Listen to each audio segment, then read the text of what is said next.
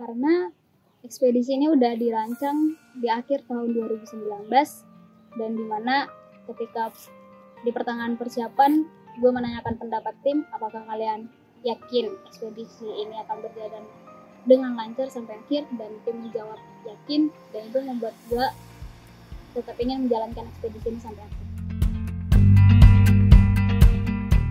Nama saya Baby Widiawati Soid dari Departemen Ilmu Produksi Teknologi Peternakan Angkatan 54. Kalau bilang alatannya Angkatan Donawa.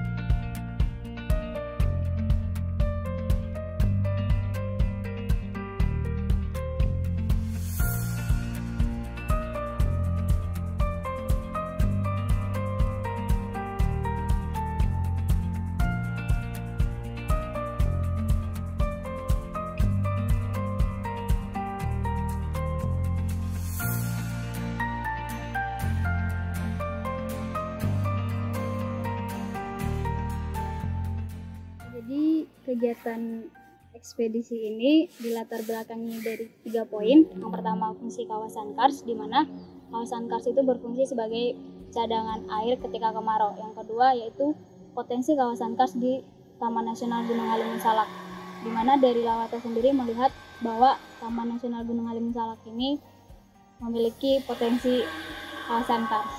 Dan yang ketiga yaitu kurangnya data mengenai kawasan kars di Taman Nasional Gunung Halimun Salak.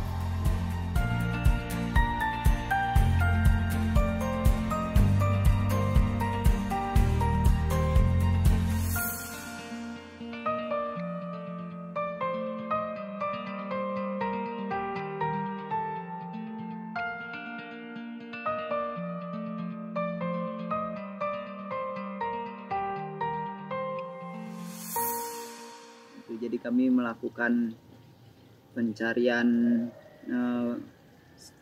gua-gua di sana dengan menggunakan data dari batuan gamping. Terus kami melakukan pemetaan dan persebaran di sana.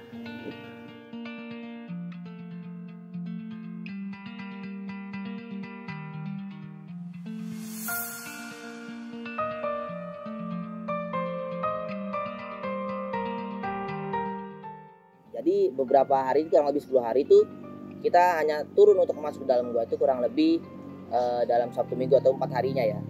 Nah kemudian sisanya itu dipakai untuk persebaran.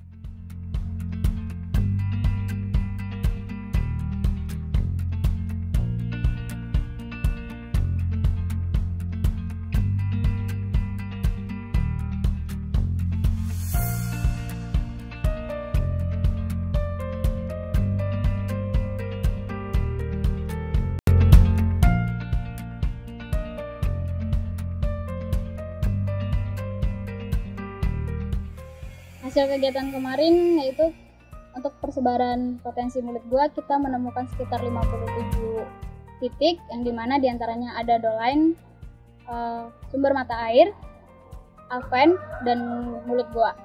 Terus kita juga memetakan 5 gua, dan kita juga mencatat biota-biota yang ada di dalam gua.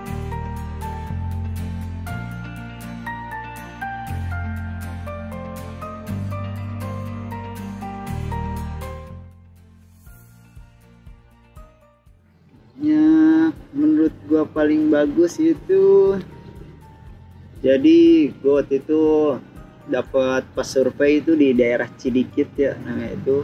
Jadi menurut gua paling menarik lah.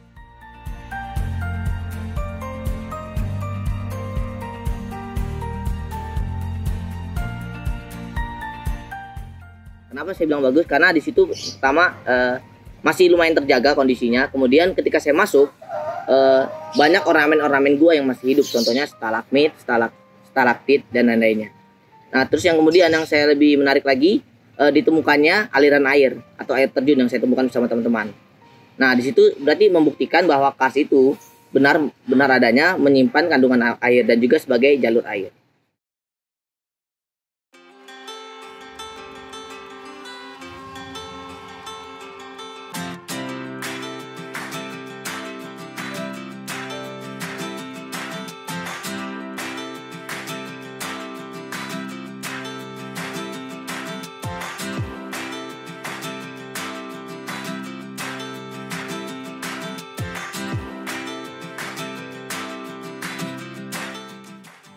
kegiatan saat pandemi dan juga ke kuliah online itu memang benar-benar menyulitkan banget. Apalagi kegiatan kita kan juga apa ya istilahnya di pelosok gitulah intinya istilahnya.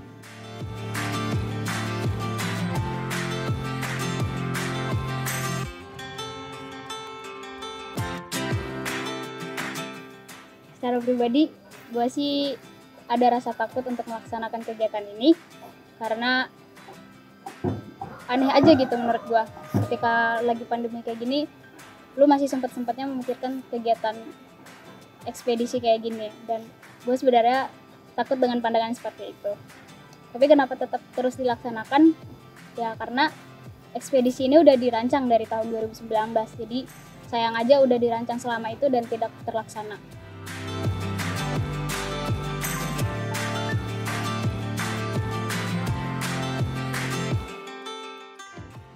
Yang penting ketika kita berkegiatan kita harus tetap mematuhi protokol kesehatan.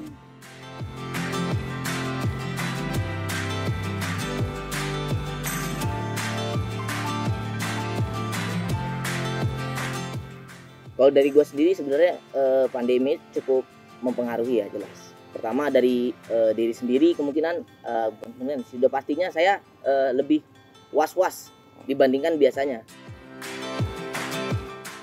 Jadi di situ saya takutnya hanya saya menjadi penular atau mungkin saya yang tertular. Itu aja yang membuat tidak nyaman sih sebenarnya.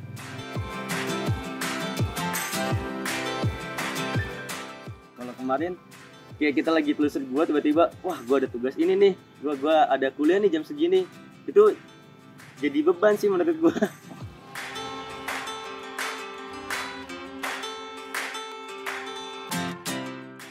Ketika di sana tuh capeknya tuh bukan capek fisik karena kita harus melakukan pemetaan atau eksplorasi sana ya. Jadi capeknya tuh berbagi fokus.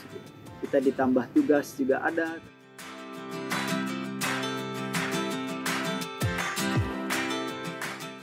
Ada satu yang paling saya ingat dari kegiatan ini, yaitu di mana tim masih bersemangat menjalankan ekspedisi di sela-sela waktu kuliah. Oh, momen waktu temen gua udah mau meninggal sih, kesangkut lah lagi ngesam di gua Otjang. Jadi dia tuh nemuin air terjun di dalam dan itu emang posisinya harus ngesam gitu kan. Nah, tiba-tiba airnya naik padahal waktu itu nggak hujan.